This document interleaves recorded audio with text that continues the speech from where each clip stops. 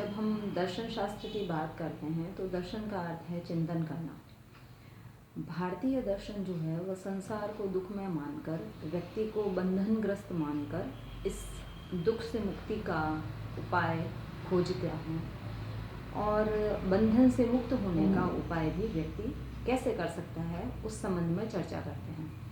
परंतु जब हम पाश्चात्य दर्शन की बात करते हैं तो पाश्चात्य दर्शन जो है उसका मुख्य उद्देश्य जो है वह एक बौद्धिक चिंतन को संतुष्ट करना, बौद्धिक जिज्ञासाओं को संतुष्ट करना, इस जगत के बारे में वर्णन करना, इस सब बातों के बारे में पाश्चात्य दार्शनिक विचार करते हैं।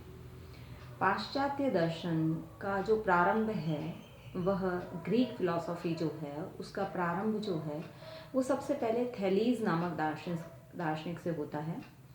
थैलीज के बाद में बहुत सारे जो दार्शनिक थे, पार्मेनिडाइज, हेराक्लिट्स, डेमोक्रिट्स, सब अपने अपने तरीके से इस जगत के मूल तत्वों को जानने की चेष्टा करते हैं। इनके बाद में बात आती है सोफिस्ट की।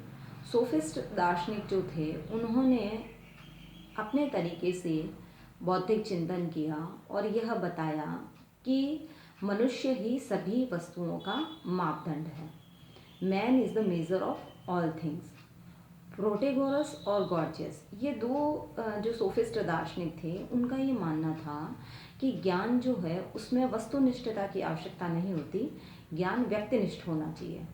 परंतु ऐसे सिद्धांत को मानने से ज्ञान के क्षेत्र में बहुत सारी समस्याएं उत्पन्न हो जाती है, नैतिकता के क्षेत्र में भी बहुत सारी समस्याएं उत्पन्न हो जाती है।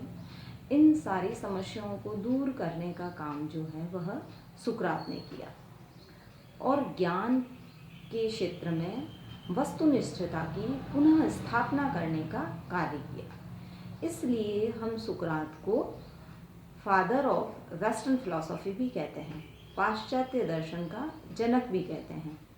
उनकी अपनी एक विधि थी, प्रक्रिया थी, जिसके द्वारा वह व्यक्ति को सद्गुणी बनाना चाहते थे, ज्ञानी बनाना चाहते थे। सुकरात के शिष्य थे प्लेटो और प्लेटो के शिष्य थे अरस्तु।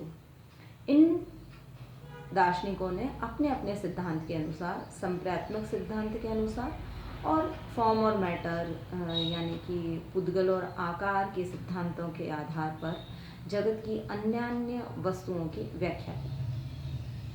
इसके बाद में बात आती है प्लोटनिस की। तो उन्होंने अपने ईश्वर संबंधी सिद्धांत दिए, तत्वज्ञान संबंधी सिद्धांत दिए। अब जो प्राचीन ग्रीक फिलॉसफी थी उसके बाद हम मुड़ते हैं मध्यकालीन युग की तरफ। उसमें दो धार्मिक जो थे वो दार्शनिक हुए हैं, एक तो है ऑगस्टाइन और दूसरा है एक्विनास। उन्होंने ईश्वर संबंधी सिद्धांत और अगर ईश्वर है तो इस जगत में अशुभ क्यों है, इस अशुभ संबंधी सिद्धांत, इस बारे में चर्चा की। फिर हम मुड़ते हैं आधुनिक पाश्चात्य दर्शन की ओर। तो आधुनिक पाश्चात्य दर्शन जो है वह प्रारंभ होता है देकार्त से। देकार्त, स्पिनोजा और लाइब्निज, ये तीन जो हैं वो बुद्धिवादी दार्शनिक हैं, अर्थात ज्ञान का एकमात्र साधन जो है वह बुद्धि को मानते हैं। बुद्धिवाद के बाद में अनुभववाद का प्रादुर्भाव होता है, जिसमें भी तीन दार्शनिक हैं, लॉक, बर्कले और यूम। ये अनुभव को ही ज्ञान प्राप्ति का एकमात्र साधन मानते हैं। जो इसके बाद में जो दार्शनिक आते हैं वह हैं कांट। कांट का पाश्चात्य दर्शन में एक बहुत महत्वपूर्ण स्थान है, क्योंकि देकार्त, स्पिनोजा और लाइब्निज में जिस बुद्धिवाद का प्रारंभ हुआ और वह चरमोत्कर्ष पे पहुंचा, और लॉक, बर्कले और यूम द्वारा जो अनुभववाद चरमोत्कर्ष पर पहुंचा, तो इन दोनों के मध्य जो एक समस्या थी, जो वैचारिक मतभेद था, उसको दूर कर एक उन दोनों के अंदर समन्वय स्थापित करने का समीक्षात्मक जो दर्शन दिया वह कांट ने दिया।